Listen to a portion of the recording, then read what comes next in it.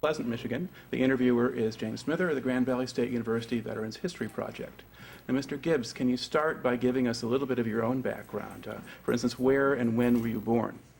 I was born in Clare, Michigan in 1916. Mm-hmm. And what did your family... December 7th. I always remember Yeah. the 7th. Yeah. And what did your family do at that time? What did your father do for a living? My father was a banker. Mm-hmm. Mother was a housewife. Okay. And how many kids were in the family? Just you? one. All right. And let's see, now, did you finish high school? Oh, yes. Okay.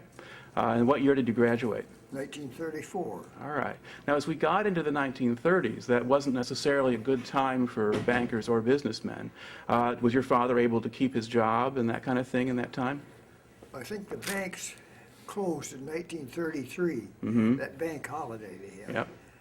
And it was a tough time for bankers. Mm-hmm. And he was out of work. How long was he out of work?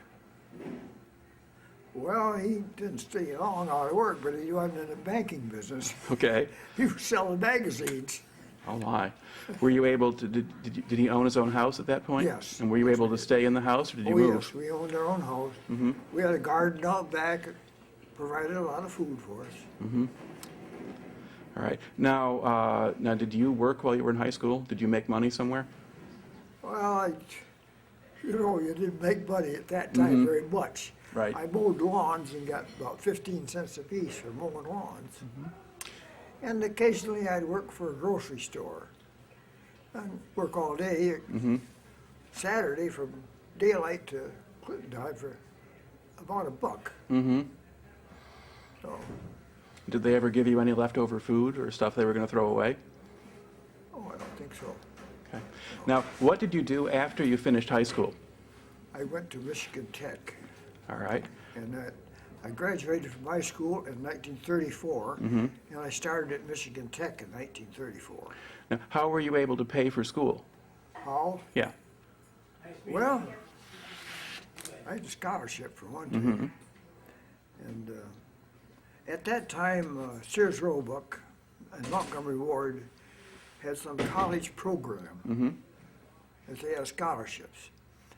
And all you had to do to provide, to get into that was my father had asked him for order blanks with my name printed on them.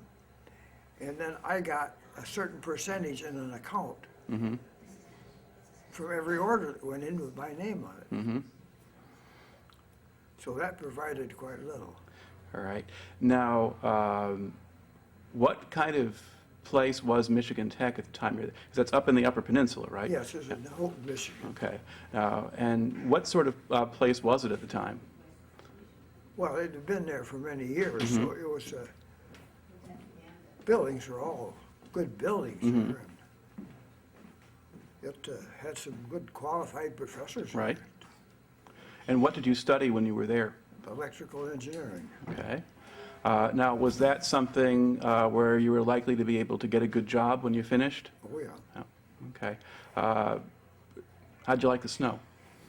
How did I like the snow? Yeah. It wasn't too bad until it got up to about this high. How many students do you think were there at the time? How big was the school? I think we had around 600. Okay. So not all that large. And what did you do aside from study? I mean, did you get to do anything else? Have fun? Well, I didn't understand your question. Was there much to do for fun up there, or did you spend all your time Oh. studying? No, I didn't spend all my time studying.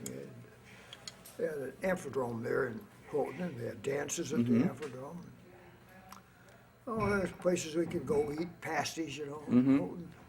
All that sort of stuff. Now, what did you do during the summers?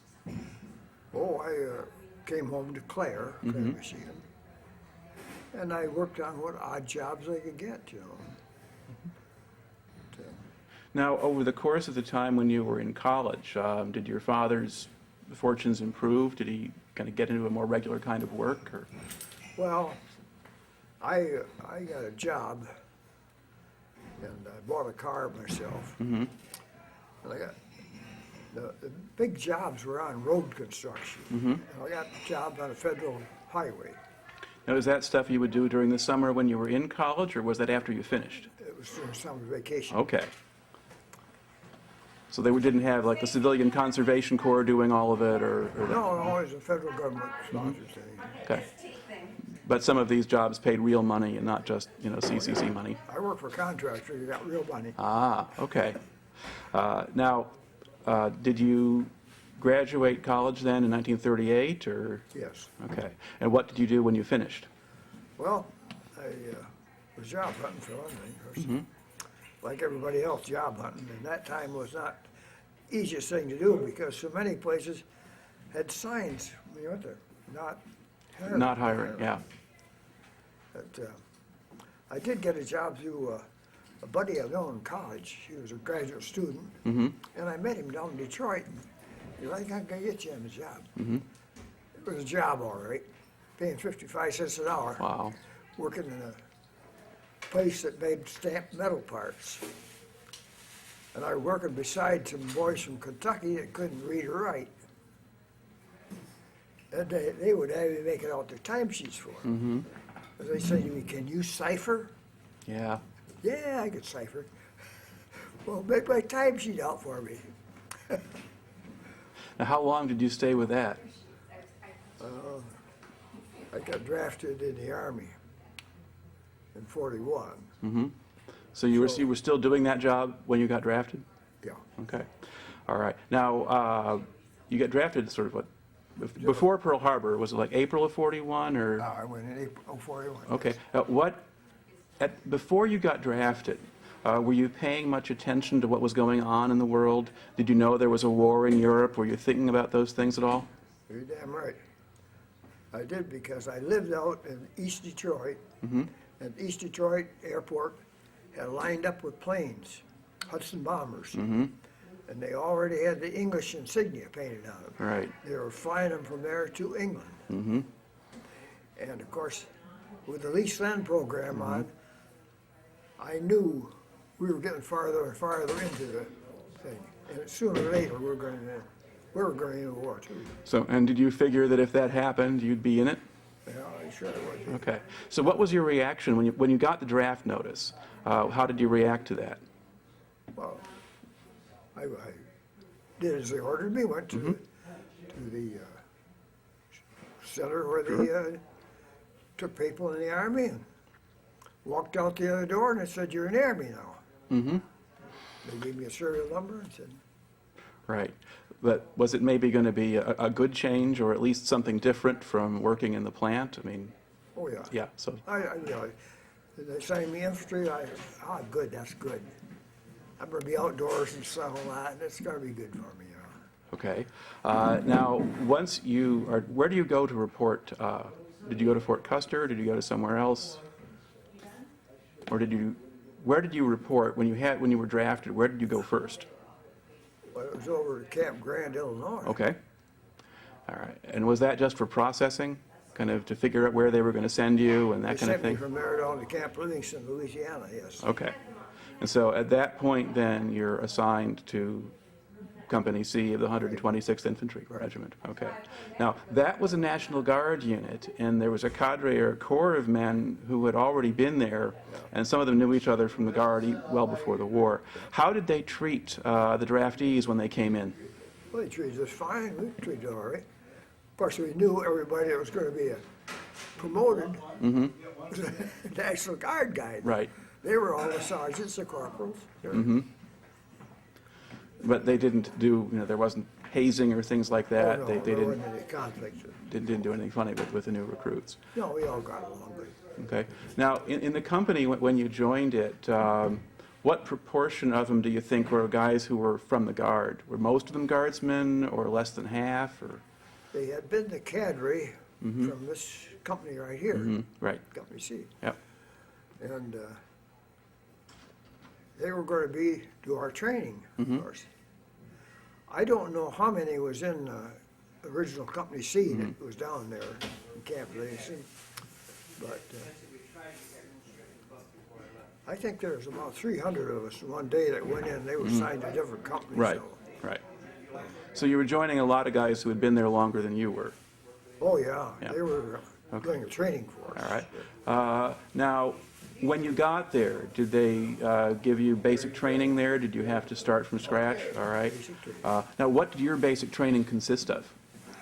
Well, care of equipment, drill, marching, Right. doing work for KPs, you know. So Was there a lot of discipline? Did they want you to learn to follow orders and all of that? that was no problem. We understood we should do this, and we did. Okay.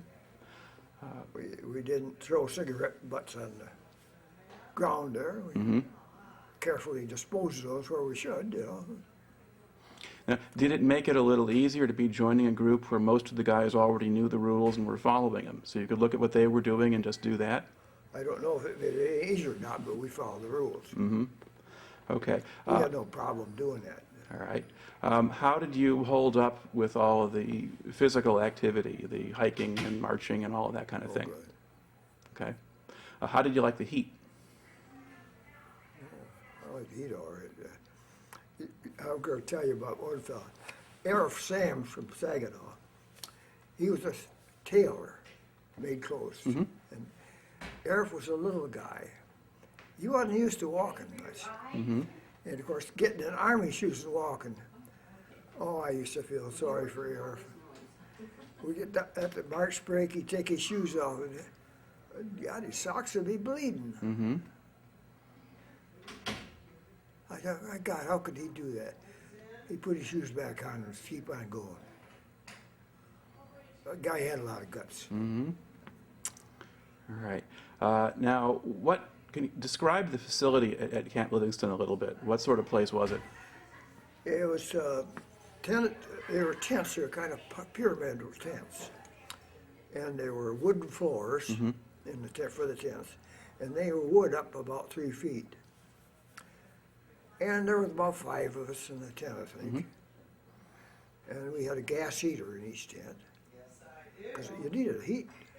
It was cold on there someplace. In fact, we had World War I Army overcoats. And many times I wore that coat down there. Okay. In fact, I still got one of them. All right. Well, you would get there. Let's see. Well, you would have gotten there.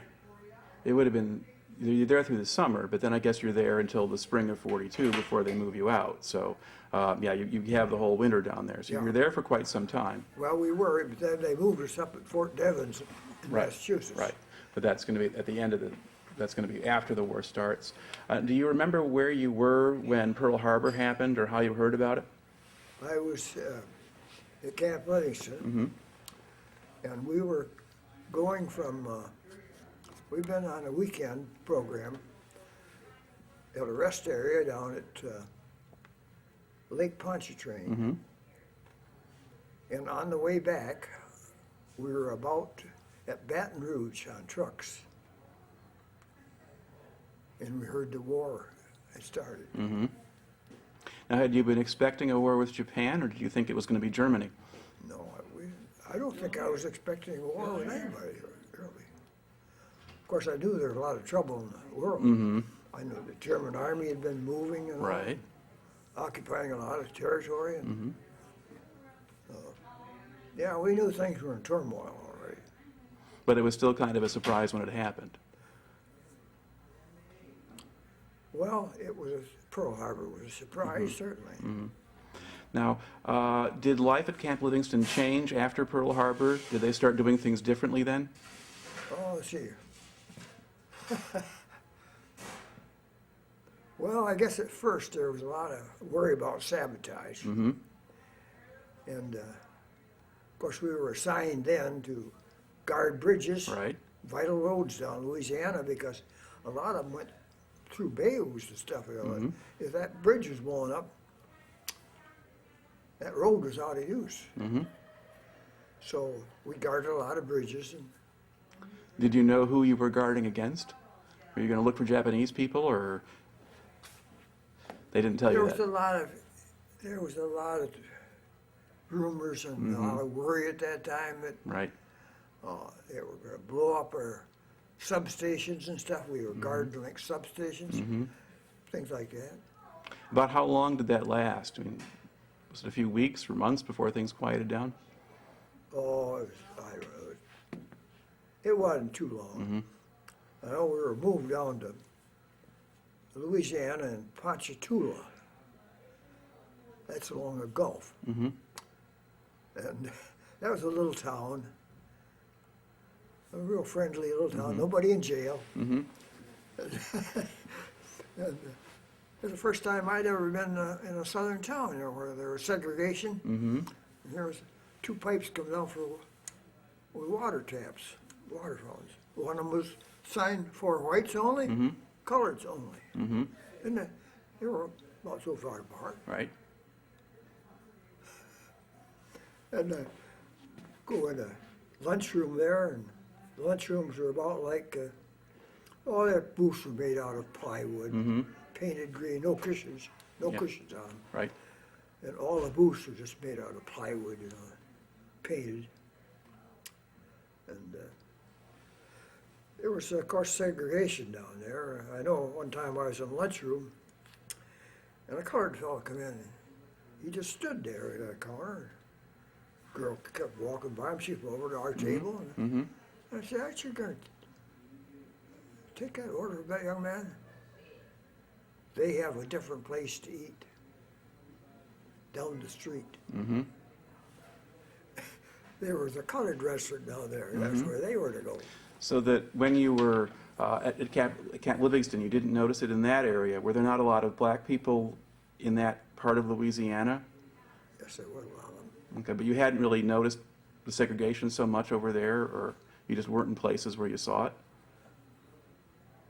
Well, that's where I saw it, yeah. Because you kind of mentioned it in the context of the little place down on the Gulf rather than there. Ponchatoula. Yeah, Ponchatoula. Was it just more striking there somehow because the place was so small, and why would they bother? Or? No, I don't know. We were assigned there as a platoon from Company C. Right. And we were self-sufficient as a platoon because we had a couple of guys that could cook, you know, we cooked our own meals. And we lived in the quarters over a fire station upstairs, a fire station with canvas cots, you know. And we guarded a shipyard that was making tugs that was going to Iceland.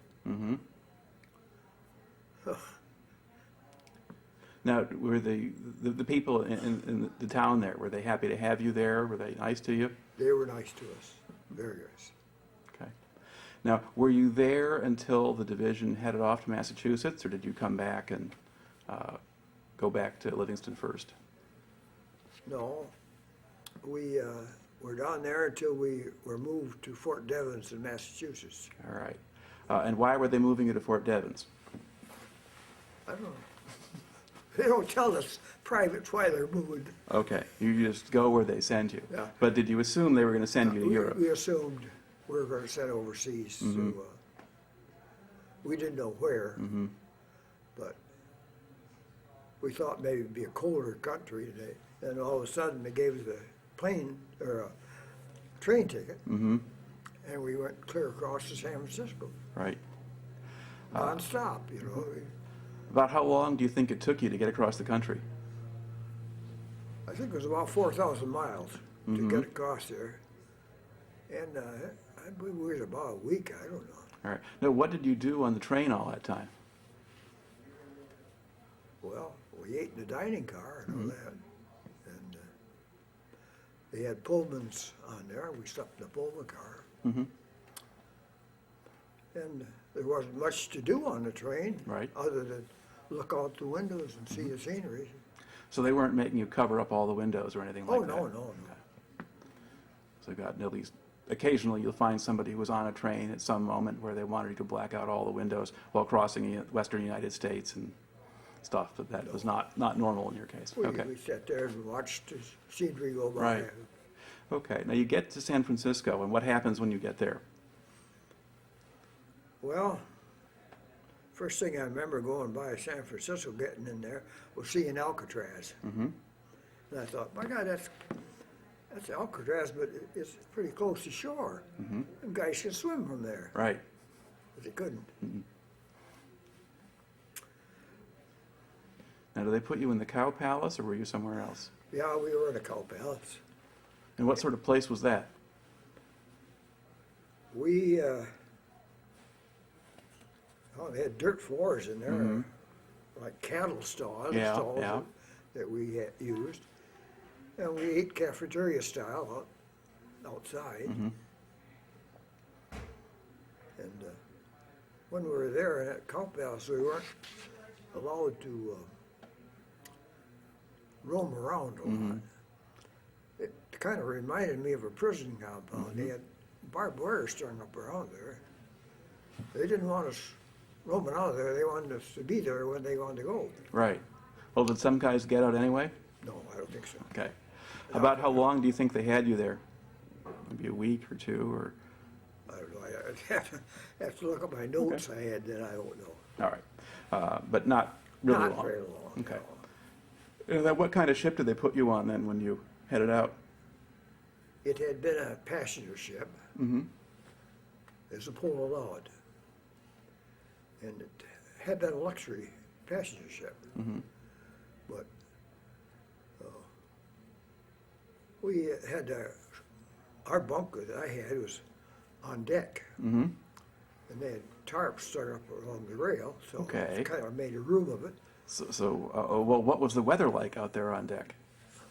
Oh, across the Pacific it was bad. You're getting into warm climate down there.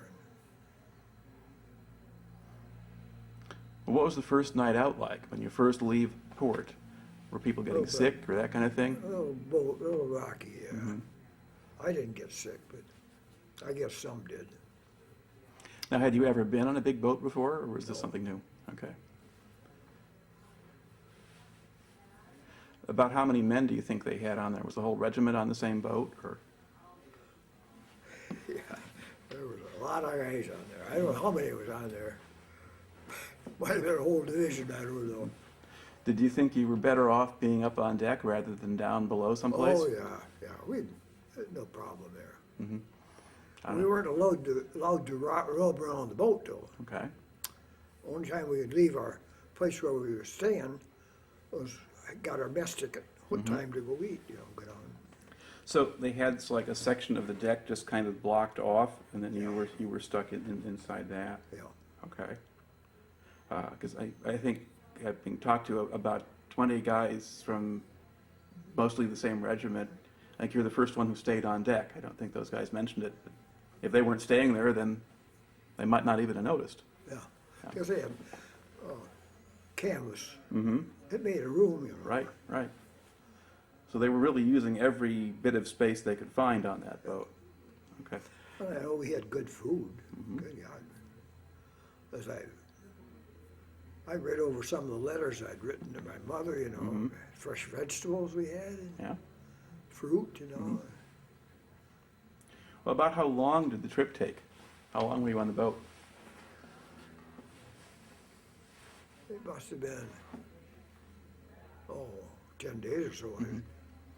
But not too long for crossing a whole ocean with. No, Oh, all right. Now, where did you land? Where did you get off the boat? in Manila.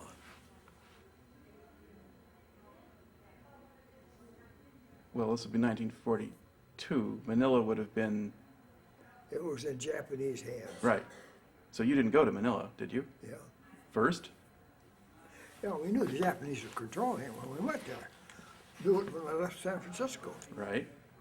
I don't know what the hell we were gonna do there. The Japs are holding that. Well, that's where you're going. But that's not where the boat actually landed, though, was it? Yes. Okay. So you were not, because most of the Red Arrows, or at least the 126, they were on a boat called the Lurline. Yeah. And the Lurline went to Adelaide, Australia. Yeah, this was a different. But you were on a different boat. Yeah. Okay. Okay, so that would be why that's different. All right. I wasn't in the What- 32nd then. Yeah. What was the name of the boat you were on? I think it was a pole allowed, but I'm not sure. Okay.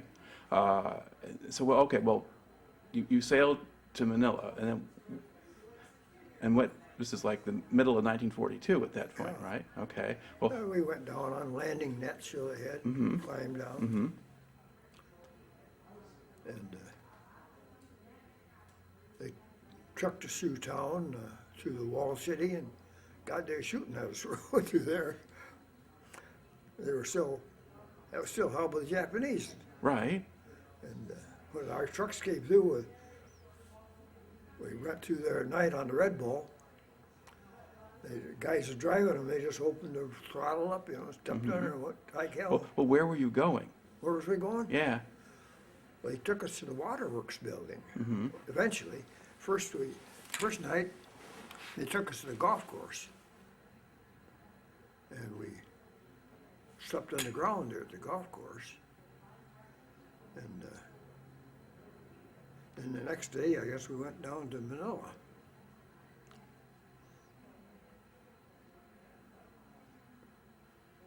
In Manila, we lived in houses there.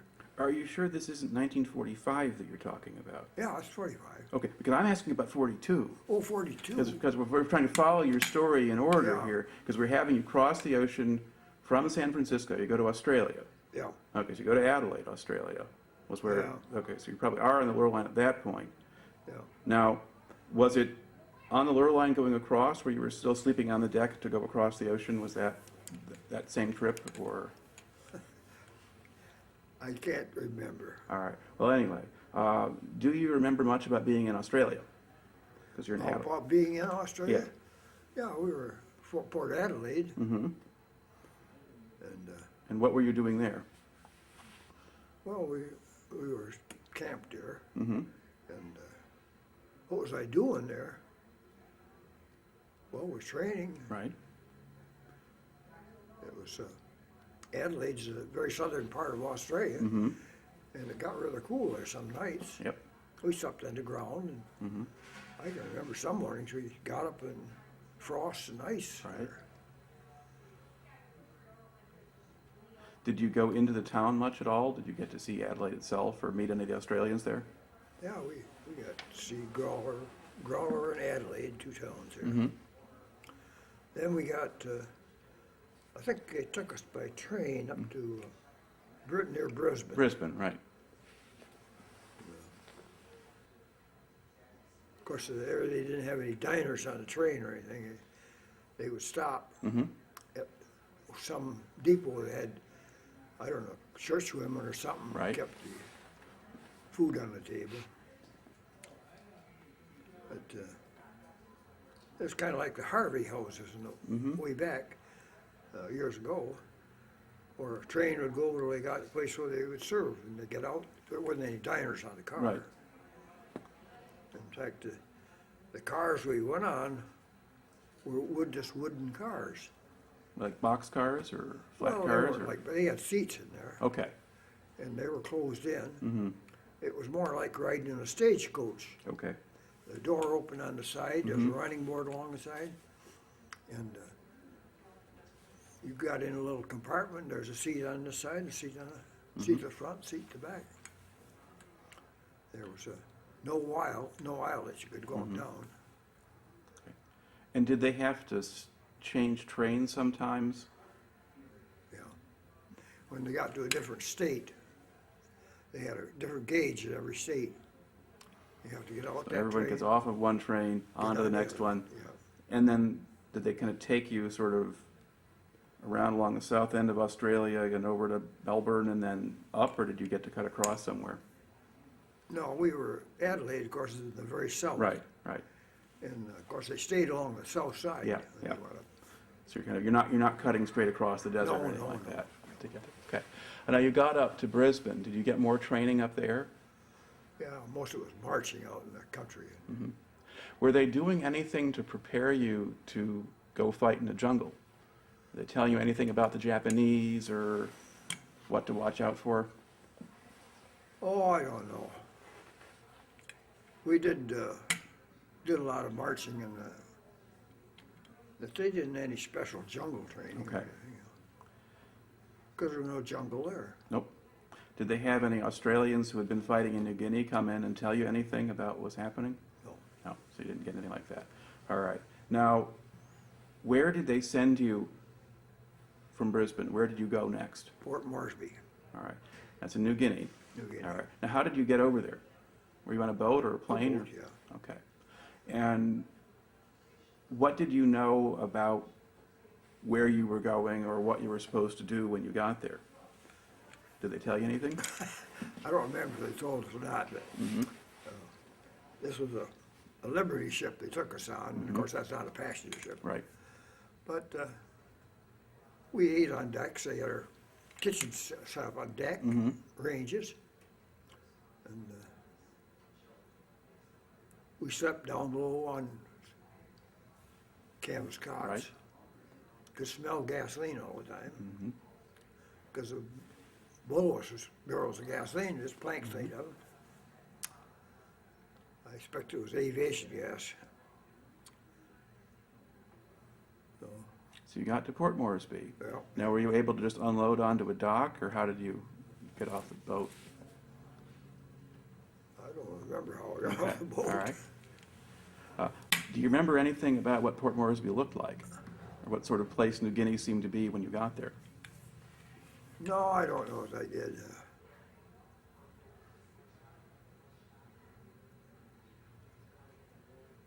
No, I didn't have any idea what it was going to be like. Now, once you did get there, what did they have you do? Well, we were camped out at a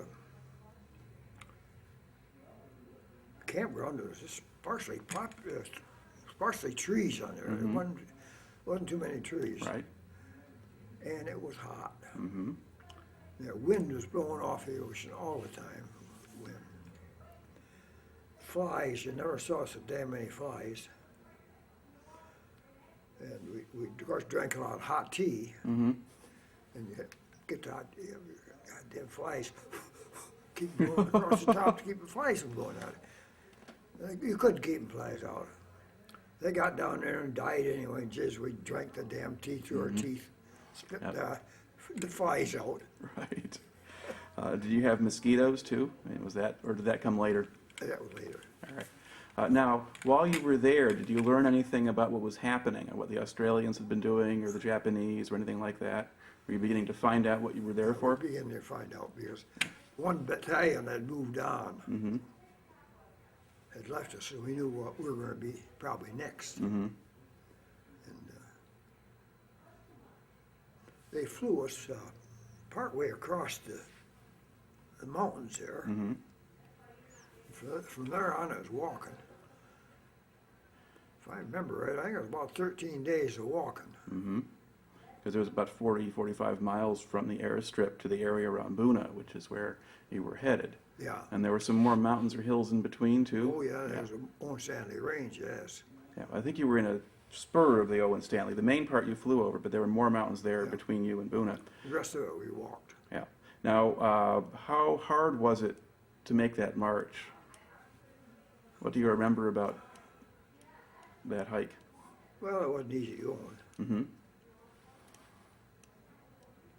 Did your unit have enough food? Food, Food, yeah. yeah. We had 2 days of sea rations. A ration is for 1 day. That's what we had, 2 days. The rest of the time, it was kind of catch as catch can. Something out of a native garden or something, you know. I remember ate a lot of raw squash. You asked Shirley Weber about that. Shirley and I sat together and ate raw squash. And the company commander came out and said, "What you fellas eating?" I don't know if anybody said anything. He said, "Give me a piece of it." All right. Did you eat coconuts and where you could find them? Well, coconuts that laid on the ground, there was something to avoid. Because they had got kind of milky inside and a hell of a good laxative. we avoided those. And coconut tree to climb is kind of hard to do. Mm-hmm. We weren't used to that kind of tree climbing. Right. Did you have any of the native New Guinea people with you at that point? Were they? Natives with us? Yeah. Okay. Just carrying around stuff. In fact, we didn't see any natives. Mm-hmm. Went through a lot of native villages, nobody there. Right. Now, I know very well they weren't far away. Mm-hmm. They probably knew we were coming, and Right. they just left, you know. Yep. And probably came back after we went through town. Right. Did you get any food delivered by aircraft? Because some of the ones on the hikes got some that way. Well, when we got through, got off that area into where it was kind of plains, grass, yeah, we got food dropped there by plane. But they couldn't very well do it when we were just on Jungle Trail. You couldn't. They couldn't see where we were. Right. So I know they made some drops for the unit who walked all the way over the Owen Stanleys, but those guys were gone for 2 months or whatever, and so they had to improvise something for them. So they would drop stuff into the jungle, and maybe they'd find it, and maybe they didn't. That's right. Okay. But your trip was shorter, and they figured, those guys can take it or something. Well, drop stuff for us. Maybe we'd find it. Maybe we wouldn't too. Okay. Now, when you get to the other end, what was the situation? You're in the area around Buna and Sanananda and that sector. Did your company go into the line at that point or start fighting, or what were you doing? We got down kind of off the hilly country, and it was grass, tall grass. And I think at first we got a temporary field where they'd landed, and I think the first night had to carry stuff ahead, supplies to the guys that was up ahead. You know.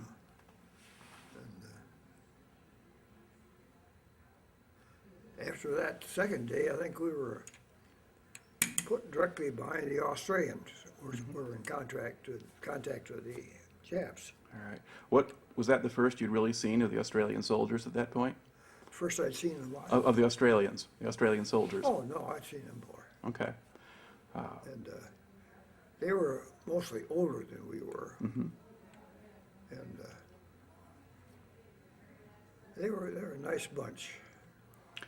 Did they seem to know what they were doing? I mean, were they veteran soldiers? Oh, yeah. They were guys that were older than we were. And a lot of them had been worked outdoors on construction and were miners or something like that. You know, they'd been outdoor work. Yep. And did they teach you anything about what was going on or try to help you get oriented at all? Or I don't remember if they did or not. okay. Might have talked to the officers or something. Who knows? Now, did you then have to go forward and either join them in the line or replace them or go in somewhere else? Or did you just stay back in reserve for a while? Well, we weren't in reserve very long, a couple of days or so. Okay. And so then what happened next? Well, they assigned us to take over their forward positions, which we did.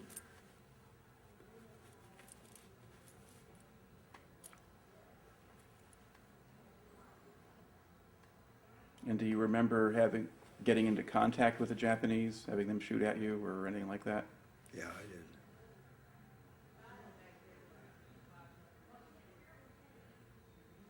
Now, were they attacking you or trying to probe your positions, or were you patrolling toward them? Or? They didn't seem to come forward and attack us. Okay. And there weren't night fighters either. They weren't moving around at night. We didn't have to worry about them at night.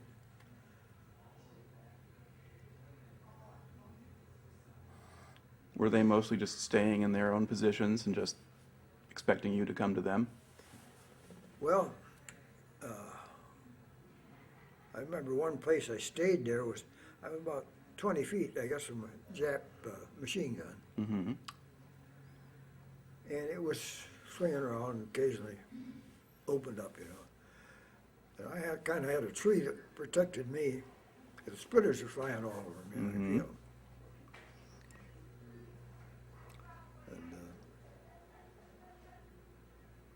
Did see some Japs there and saw some I shot. So what happened to the machine gun position? Did you simply sneak away, or did you have to do something about it? They moved. Mm-hmm. Apparently at night, they just Okay. pulled up and, decided to go somewhere else. But you didn't figure it was your job to go throw a hand grenade at them or something like I that? didn't have a hand grenade, Not one of the guys in our platoon had a hand Okay. grenade. So you still just sort of had whatever weapons you brought with you at that point? We had a 1903 Springfield, Oh goodness, so you still got an old action, old bolt-action rifle? yeah.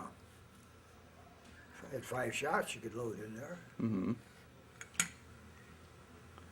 I sometimes wondered if I'd have enough ammunition there to take care of what was going on. Mm-hmm. So you got all the way up there and you were still using a World War I rifle. Yeah. Now, was your squad or company, did they have a lot of those still, or did most of them by then have M1s or something else? Well, when we first went in, we just had bolt action. Okay. All right. Now, at that point, are you still just a private? And or are you? Yeah, I didn't. Well, let's see. When did I get promoted to corporal? I was on the ocean, Mm-hmm. Okay. headed towards Australia. All right. So that you would have been a corporal by then. So now, were you a squad leader at that point, or just a? No, it's the second in command. Okay. Shirley Weber that was here. Shirley was my sergeant. All right. Now, did your company get into a fair amount of action? Were you in contact with the Japanese pretty consistently, or just once in a while? Well, we were told to hold what land we could hold. Okay. And we did. There wasn't much of it in this business going back and forth. Now, at a certain point there, you leave the company and get reassigned, right?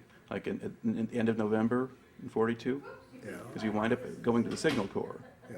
All right. Now, how long do you think you were kind of with Company C in the Buna area before that happened? A few weeks, or? Well, I think that was in November of 42 that Mm-hmm. I Yeah. commissioned in Signal Corps. And just how long I was in the infantry, I don't know. Well, I've got that by notes or You not. do, yeah, okay. But I think part of it is you probably weren't there too long, probably a matter of weeks rather than months. And now, how is it that you wound up in the Signal Corps? Had you applied for that at some point, or? Well, I was an electrical engineer, Right, and yes, I had applied for it. okay.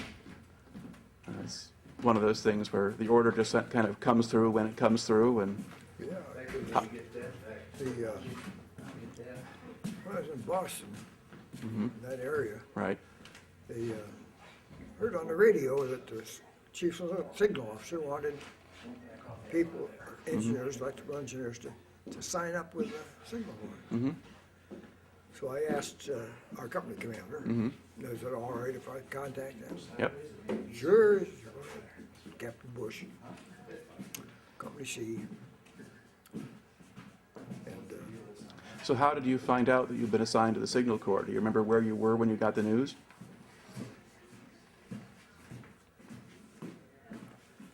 I think I was in Foxhole. And a runner came up and said, Major Bourne wants to see you. I said, okay, back there. I thought he probably wanted me to take a patrol up somewhere. And he had kind of a smile on his face and, hey, got good news for you, son. You're going back to the States.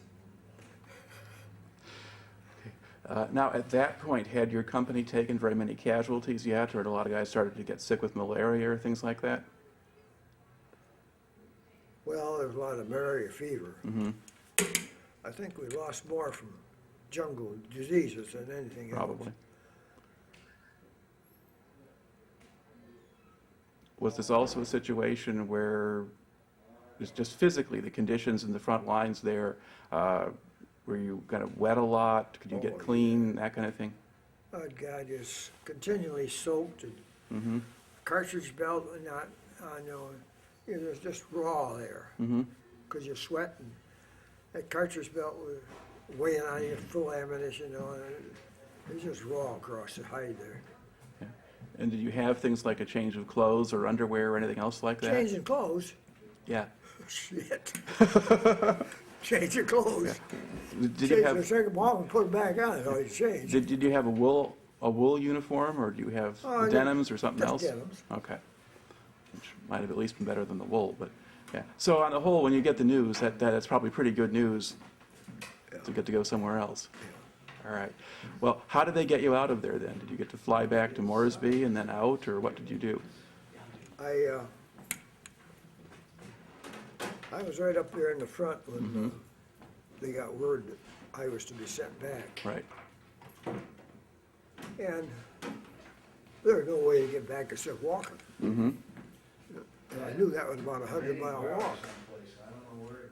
So I started walking. Mm-hmm. And a Jeep came along and loaded wounded on it. And one came by, then it had room. So, hey, we got room for you. So I got in that room Okay. back. And I got back to, I think there was a landing strip at Papandata. Mm-hmm. Well, there were a couple of strips on your side of the mountains at that point, so. Yeah. And I got to fly from there back to near Moresby. Mm-hmm.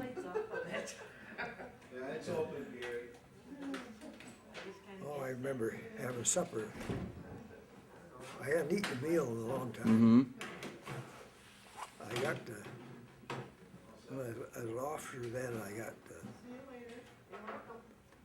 to sit at a table, Mm-hmm. a card table, eat with a knife and fork. Geez, And when was the last time you had done that? Back in Australia? yes. Okay. Now, then from Port Moresby, did they fly you back to Australia, or where did you go? Yes, back to Australia. Okay.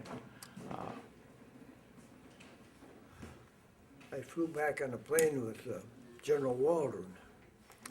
General Waldron had been our division commander, and he got shot to the shoulder. Mm-hmm. And he was being flown back to, I think, a hospital in Sydney. Mm-hmm. And I was on the plane with him. They had him laid out on kind of a stretcher in the aisle of the plane.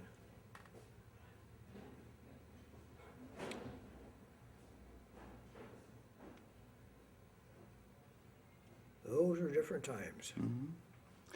Now, did you then get to ship all the way back to the United States for training, or did you do Signal Corps training somewhere else?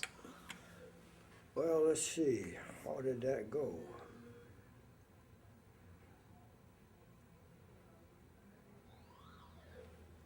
I'll have to think about that. Okay. Well, did you get back to the States for I a did while? get back on a boat, Mhm. yeah. It was a boat carrying brown sugar. I got on it at Townsville, Mm-hmm. and I was so sick with malaria fever, I could not hardly walk. Okay. And they had to help me get up the gangplank. And I was pretty sick on the boat. They had a good doctor on the boat, an Army doctor. Mm-hmm. Of course, he knew what was wrong, malaria Right. fever. He got me taking quinine, and that got that quieted down.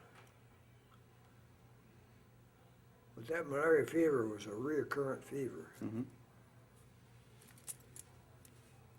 I mean, 50 and 60 years later, some of the people still get bouts now and then. Well, I don't know when I got over it, but they told me I'd have to keep on taking quinine for a long time. Mm-hmm. Because I was taking quinine yet when I was assigned to a unit in Boston. I was still taking quinine. Right.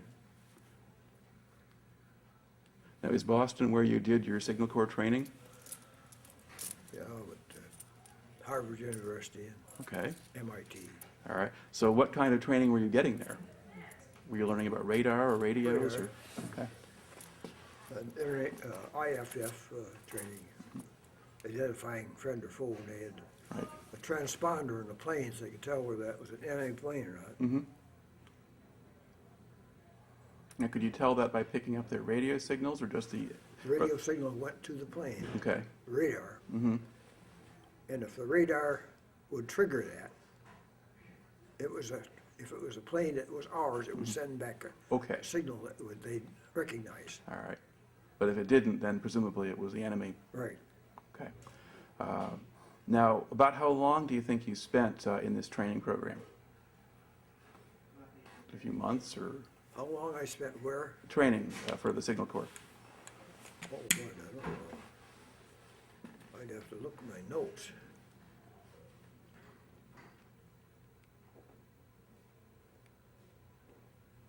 Part of the training was in this country, of course. Mm-hmm. I can't really tell you. Okay. Now, what else do you remember about the training program itself, or the people who were running it? Was it military people or? Oh, yeah. Okay. Yeah. You didn't have any of the professors or the people in the universities who were doing anything there? No, we did go have training at Harvard and MIT, though. Mm-hmm. And this was mostly a refresher engineering course. Okay. Were all the guys in with you people who had engineering degrees? Oh, yeah. Okay. Yeah. So it's a fairly advanced group. Oh, then. yeah. Yeah. It was a good refresher course. Mm-hmm.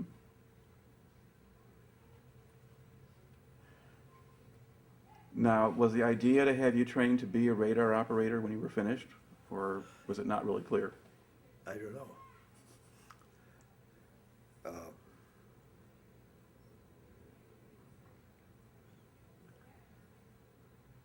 Get a radar, that was a while later. I had been, I don't know how much later that was, but that was later than that. Okay. Now, did you go anyplace else in the States when you were back? You're in the Boston area. Did they send you anywhere else? Yeah, I was down in Florida. Okay. And was that where you were doing some of the IFF stuff or whatever? Or? Well, down in Florida, we did a lot of work on flying on patrols all over the Gulf. Mm-hmm. And they had a TV in there that could detect anything underwater. In the water. Okay, so you were doing anti-submarine patrol, or? It would show anything down there, Mm-hmm. wrecks or whatever. You Right. know. And of course, the pilots, they knew what it was, had been there before. They knew. Mhm. But,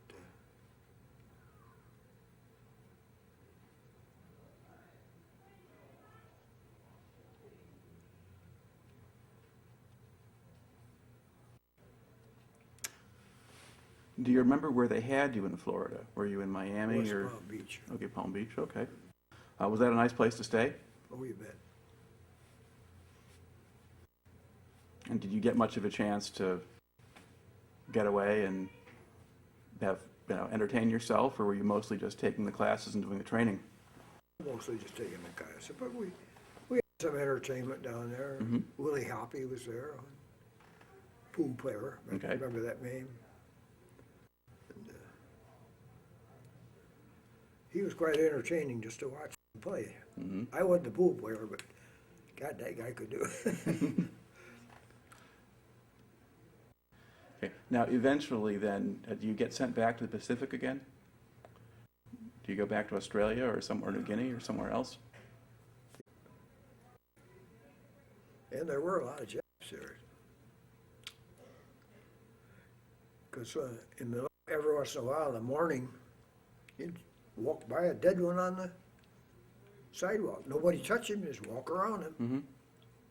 So the Japanese sort of mostly retreated out or been driven out, but there's still stragglers left? Was that? There were still stragglers left. Hiding in ruins. Mm-hmm. God, they'd even come out of mess hall. Yep. We had wire up on the mess hall that get in there and get some food and get out. The best personnel weren't armed, so What condition was Manila in when you got there? What did the place look like? a lot of ruins. Mm-hmm. Very dark at night. If you ever go in a city that there's no lights on at night, Mhm. it's the darkest place in the world. Mm-hmm. Now, was there nightlife there, even though it was dark, or? It was dark. When it was dark, it was dark. Mm-hmm. I remember one night I worked at a signal center, and we needed some parts. And they were at the signal depot, but good God. There was a sergeant there that's said, I don't know how to get there, I'll take you there. We went with him, it was pitch dark. I mean, you couldn't see a damn thing.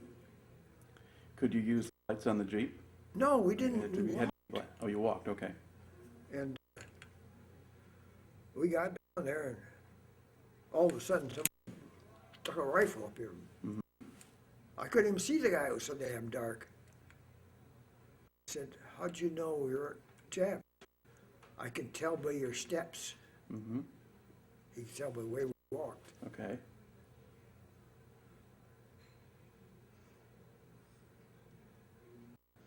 Now, during the day, did you see much of the, were there still a lot of civilians in Manila? Was there still a local population there?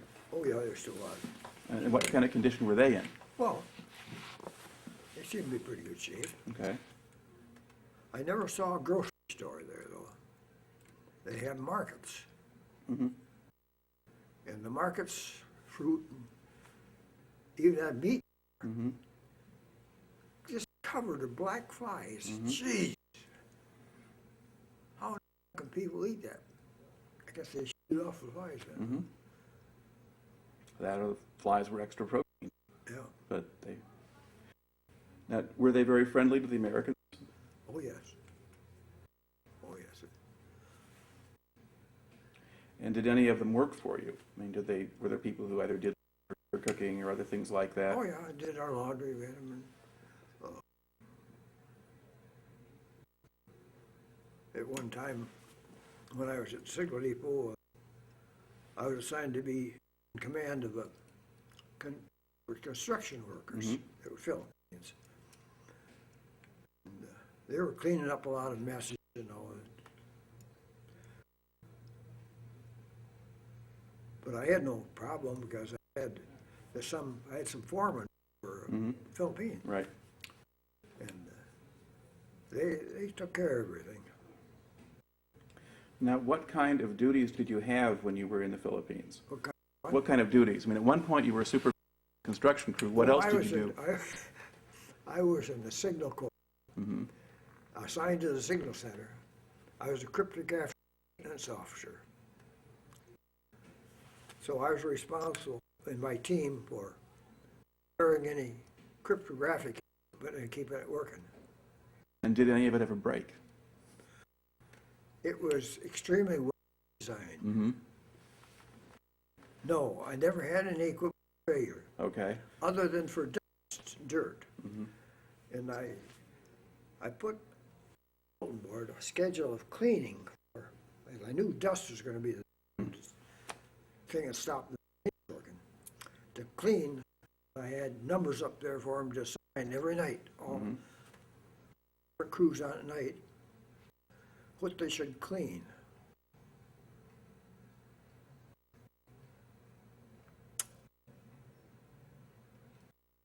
And did they follow the directions?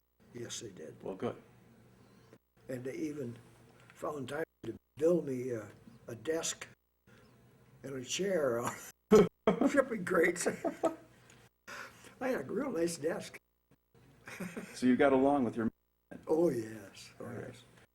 So what did you do with your time if you didn't have to fix any equipment? Well, it was there making sure it was running all right. Mhm. And occasionally we had people like Australians, they had a small crew. Two-man crew came from Australia to run their clothes equipment. and you don't let any ally know what your code is. Mm-hmm. That is secret. Right. Those guys were desperate. They couldn't get the equipment working. And they came to me, they came to the signal officer and said, want an officer and your best mechanic Mm-hmm. to come. Well, I got a sergeant with me. Opened up the back of that cryptographic equipment. It was just chuck relays. Oh, red wire on every one of them. Mm-hmm. I said, oh, Okay, I have to stop it here. Australian piece of equipment, sort of full of wires. Was it a more primitive kind of design than what you were used to, or just one that didn't make any sense? everything was wired up with red wires, running all over it, the red wires and relays. Bad life. I think our trouble was going to be a contact point, probably. Mm-hmm. Well, I got some craft paper and cut it up in strips and run through each point. Equipment worked then. Mm-hmm. It had I'd caught the dirty Right. contact. So. But the Australians were rather reluctant to let me look at their equipment even. But they were very thankful to get working again. Right. Now, did you stay in Manila for your time in the Philippines, or did you get based anywhere else? In Manila. Yeah.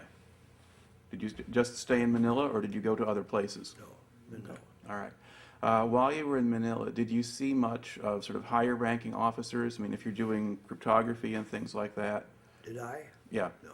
Okay, so you didn't see MacArthur go through or anything like that?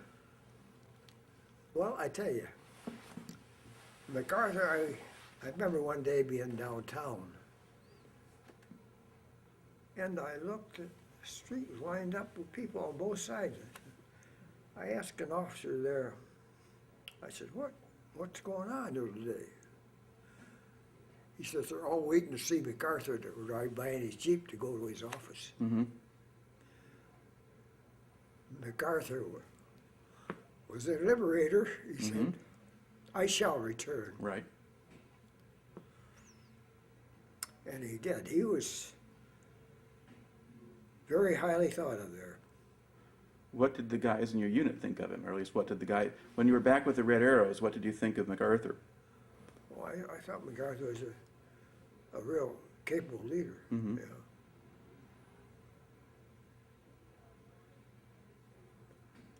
You didn't think about him sending you off into the jungle without the right supplies or equipment or anything else like that? No, I didn't think this was anybody else was in the same boat. Mm-hmm. No, we were all the same. Mm-hmm. Well, did you get to stay there long enough to see MacArthur go by, or did you just go your own way? That was when I was downtown. And, Yeah, in Manila, yeah. Yeah. Yeah. No, I just stayed there, see him go by in the Jeep, Mm-hmm. and everybody just looking and wanted to see the Jeep go by. All right. Now, about how long do you think you were in Manila? Was it the better part of a year or less than that? Several months. Okay. And while you were there, did like the USO come in or other groups? I mean, were they beginning to set up for more stuff going on? Or? I never saw him. Okay. But you were getting pretty regular news though about what was happening. Yeah, I was in the signal office Right, there. right. So you knew things as I they knew happened and they came through. what was going on in the country. Now, were you expecting that at some point you'd be involved in invading Japan? Yes. I'll tell you, I worked in the signal center when we were getting those messages on the estimates of casualties that would result. Mm-hmm. I'd go home, go to my quarters at night. It's on the 5th floor of a building several blocks away. Mm-hmm. Lay on my canvas cot and thinking, oh my God, is there some way we can avoid this? Yeah. It's going to be terrible.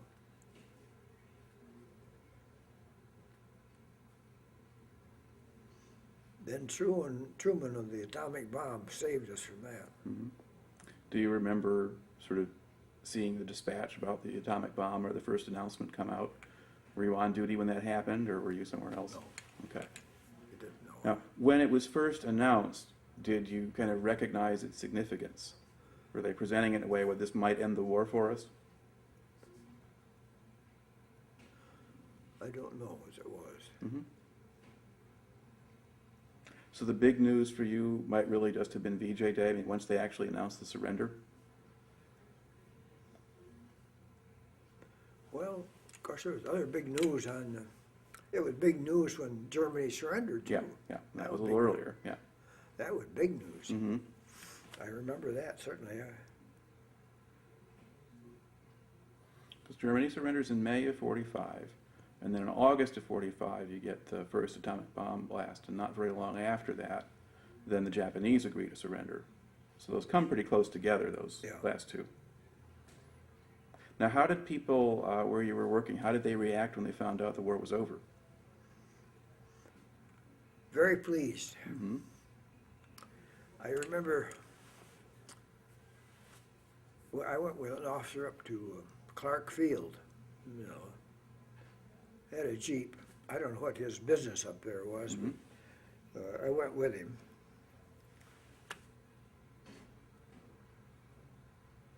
And we met a lot of truckloads of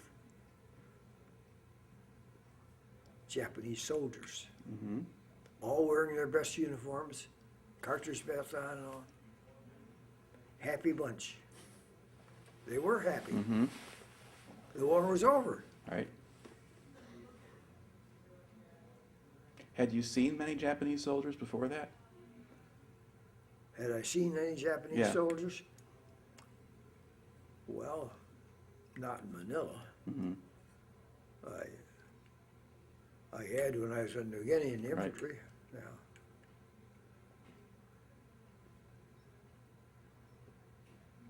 I remember the first one I saw was a young Marine near Saputa, New Guinea, laying alongside the trail. He'd been shot. Mm-hmm. He was dead. He was a Marine. He had a Marine uniform on. Nice, clean uniform. Young fellow, just a kid.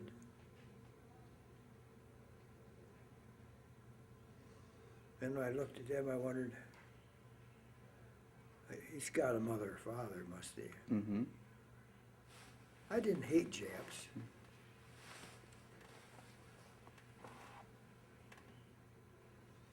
They were our enemy, but we were doing the same job to them. Now, were there other men that you knew who really did hate the Japs, who really did just want to go out and kill them? Was there a variety of attitudes, or did most people just look at it the way you did, as far as you could tell? I think most looked at it about like I did, Mhm. yes.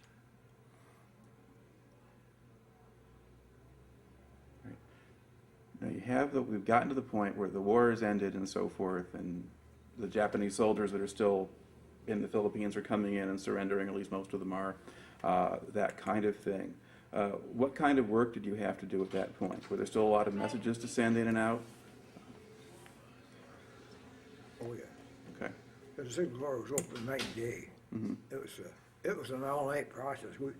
Messages were going all over the world, Mm-hmm. everywhere. And did things quiet down after a while? Or did you just stay pretty busy because there was still a lot of stuff moving around? There were a lot of very most of the time, yeah. Mm-hmm. Now, do you have a sense of how long you stayed on in the Philippines after the Japanese surrendered? Well,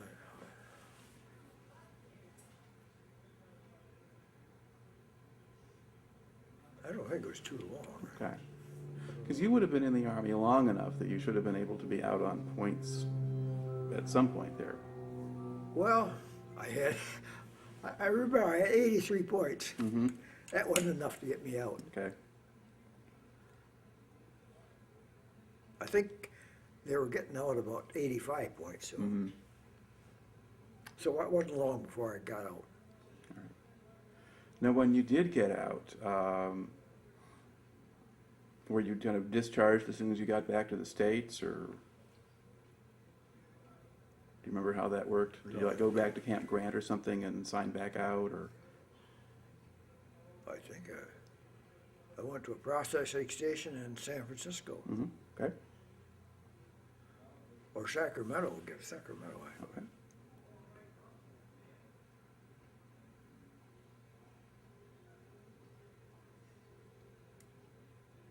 But once you were out, did you come back home to Michigan at that point? Yeah. Okay. Well, the last time I was sent overseas, I drove my car cross country. And I put it in a garage in San Francisco. Okay. And I remember the owner of the garage was Mr. Brockman. And I had to pay him $5 a month to stay, leave my car there.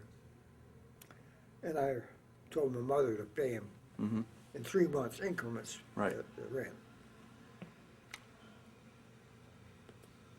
Well, then when I got back to the States after being overseas, I got the telephone, I could call him, and I called him and told him that he had my car all ready to go the next morning. Mm-hmm. All oil change and All gassed right. up. So did you drive it back cross country then? I drove it back to Michigan, yes. Now, once you got back to Michigan, what did you do? Did you just look for a job, or? Well, I don't remember this when that was, war was over. I Right, guess, yeah. And I got a job very shortly. I think I was still on Army pay when I got, Mm-hmm. I was on terminal leave when I got that Yep. job. Yep. I got a job with a chemical company, St. Louis.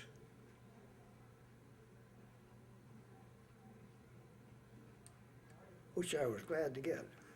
Oh, yeah.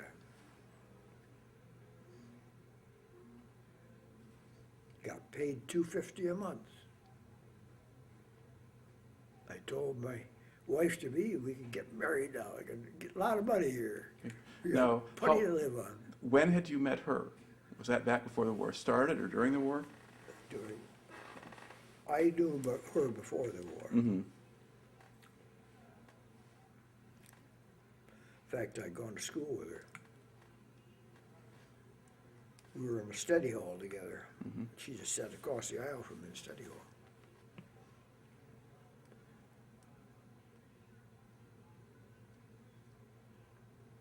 But did you sort of get reacquainted during the war when you were home on leave, or? When did I get married? No, well, when did you decide that you were going to get married? Or figure you were probably going to do that? I don't know just what day it was.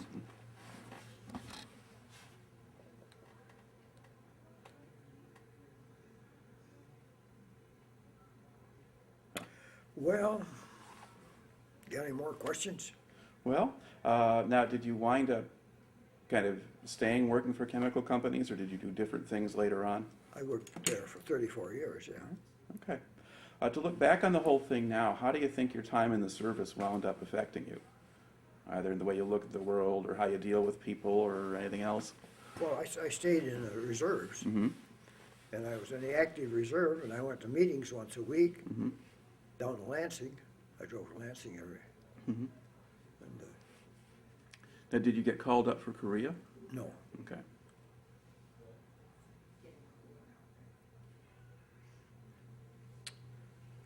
What do you think life would have been like if you hadn't been in the Army? I don't know. Of course, there were some things you learned in the Army that stayed with you all the time. Mm-hmm. I never regretted my service in the Army because Mm-hmm.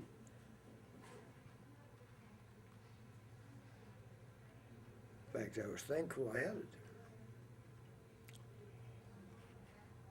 Because I learned a lot there. Were there things you learned there you think that maybe helped you deal with people or understand the world yes. better? Oh, yes.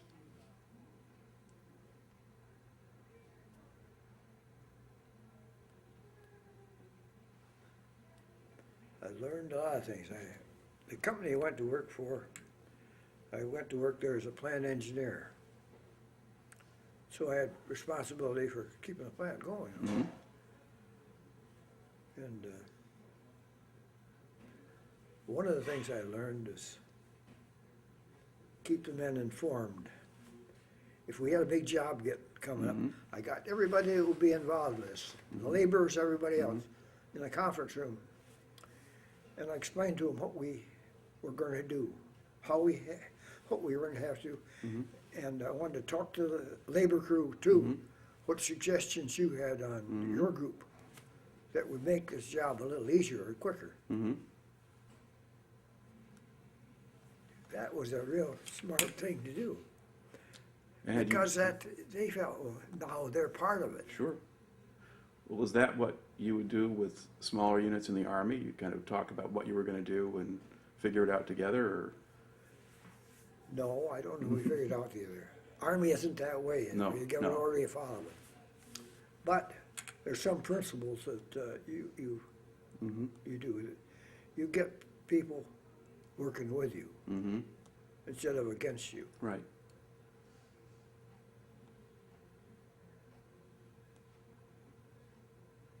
No, I was glad I spent that time in the Army.